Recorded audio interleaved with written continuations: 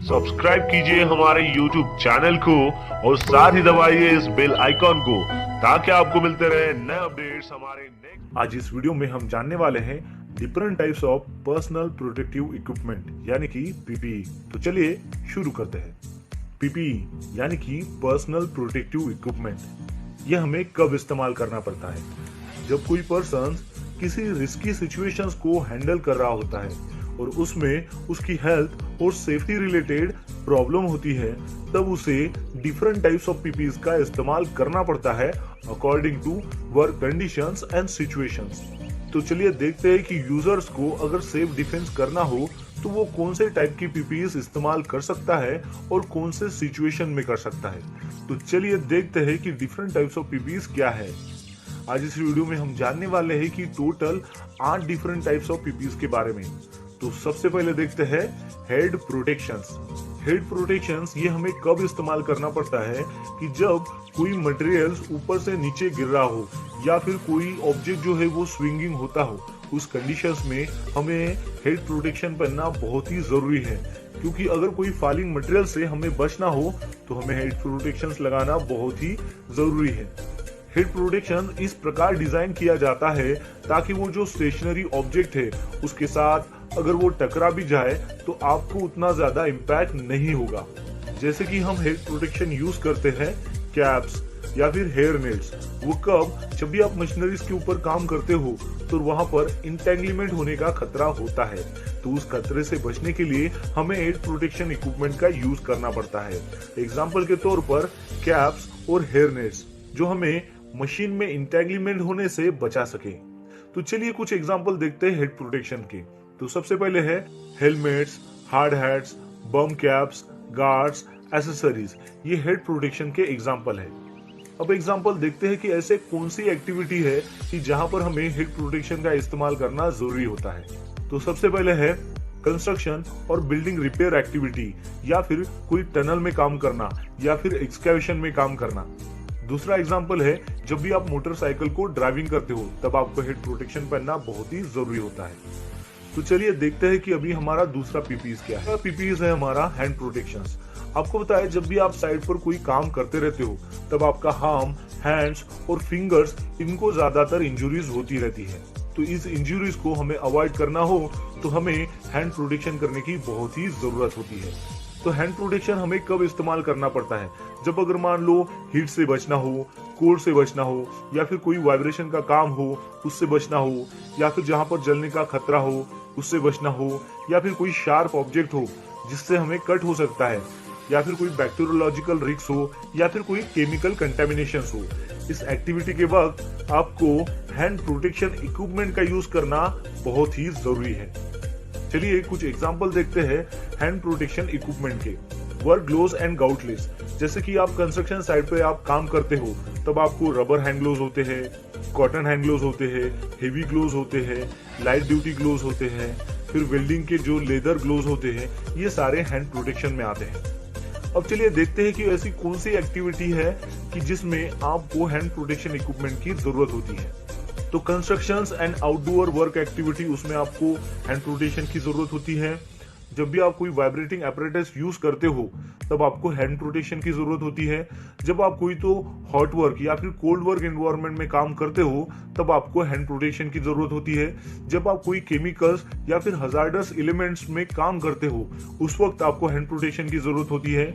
जब भी आप मैनुअल हैंडलिंग करते हो या फिर शार्प ऑब्जेक्ट है उसके साथ जब आप काम करते हो तब आपको हैंड प्रोटेक्शन पहनने की जरूरत है। तो चलिए देखते हैं कि अब हमारा तीसरा पीपीईज क्या है। हमारा तीसरा पीपी है आई एंड फेस प्रोटेक्शंस। क्या आपको पता है कि लगभग एक दिन में 600 से भी ज्यादा वर्कर्स जो है पूरी दुनिया में आई इंजरी से सफर होते हैं। ऐसी इंजरीज को हम अवॉइड कर सकते हैं सिंपली अगर हम प्रॉपर आई और फेस प्रोटेक्शन पहने तो। जैसे कि एग्जांपल लेते हैं safety glasses and goggles, eye and face shields, eye wear accessories, over specs, विजर्स।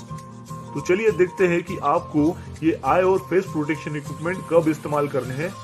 जब भी आप कोई अंडर प्रेशर गैस या फिर वेपर के साथ काम कर रहे होते हो तब आपको आई और फेस प्रोटेक्शन लगाने की जरूरत होती है।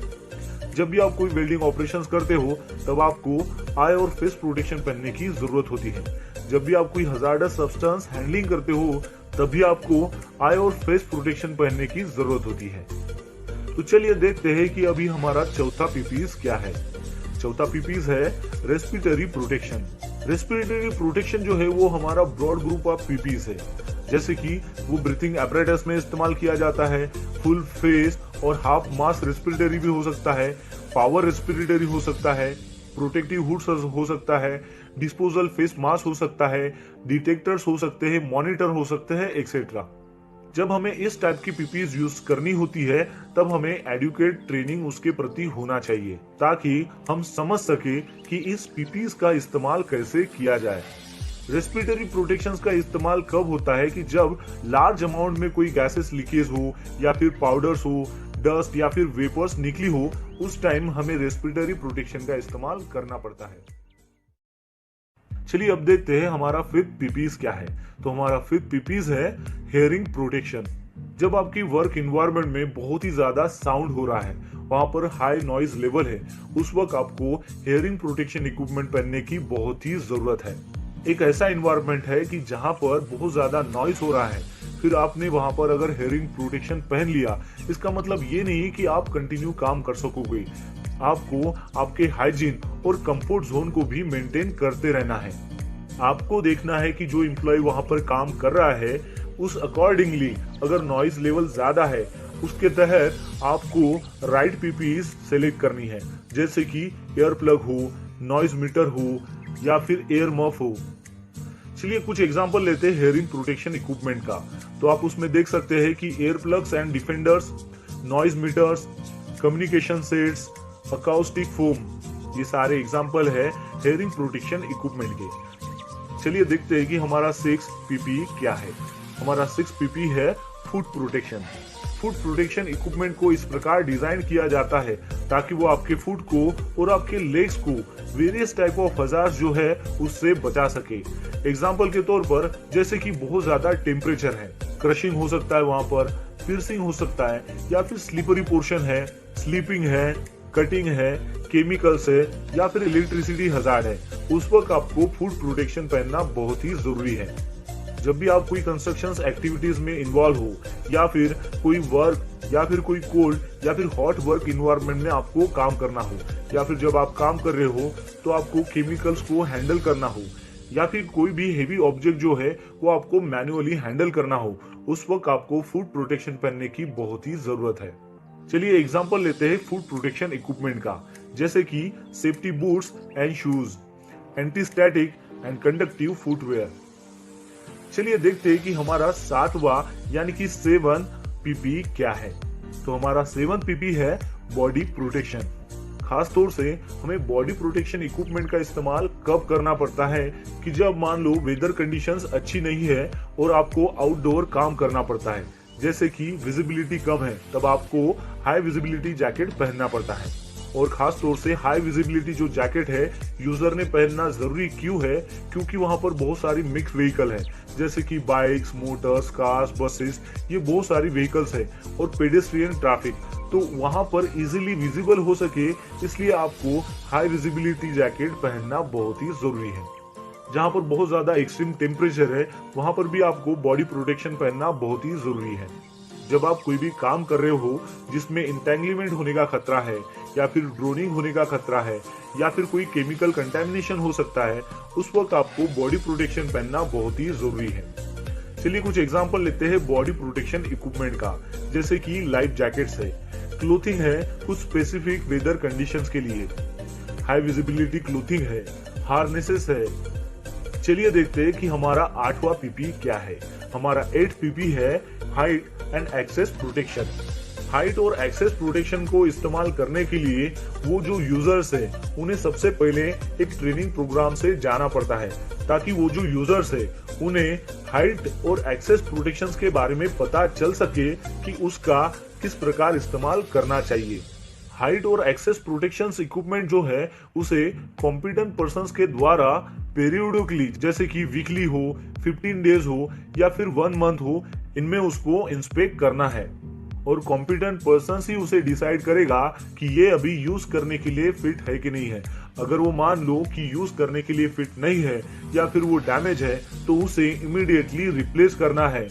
तो चलिए एग्जांपल देखते हैं कि हाइट और एक्सेस प्रोटेक्शन इक्विपमेंट के क्या एग्जांपल्स हैं। जैसे कि फॉल अरेस्ट सिस्टम, ये हाइट एंड एक्सेस प्रोटेक्शन में आता है। Body harness, lowering harness, rescue lifting, energy absorbers and others, ये सारे जो है वो हाइट एंड एक्सेस प्रोटेक्शन के एग्जांपल्स हैं। तो दोस्तों आपने देखा कि हमने यहाँ पर 8 डिफरेंट टाइप्स ऑफ पीपीज के बारे में बात की है। तो चलिए फिर से दोहराते हैं कि वो 8 पीपीज क्या है। तो सबसे पहले हमने देखा है हेड प्रोटेक्शंस, फिर देखा है हैंड प्रोटेक्शंस, फिर देखा आई एंड फेस प्रोटेक्शंस, फोर्थ में देखा रेस्पिरेटरी प्रोटेक्शंस, फिफ्थ में देखा हेयरिंग प्रोटेक्शंस, सिक्स में देखा फुट प्रोटेक्शंस, 7 में देखा बॉडी प्रोटेक्शंस और 8 में देखा हाइट एंड एक्सेस प्रोटेक्शन।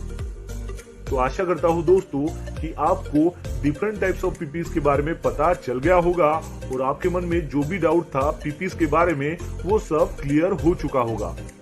आज के लिए बस इतना ही, मिलते हैं नेक्स्ट वीडियो में एक नए टॉपिक के साथ में। तब तक के लिए टेक केयर, बाय बाय।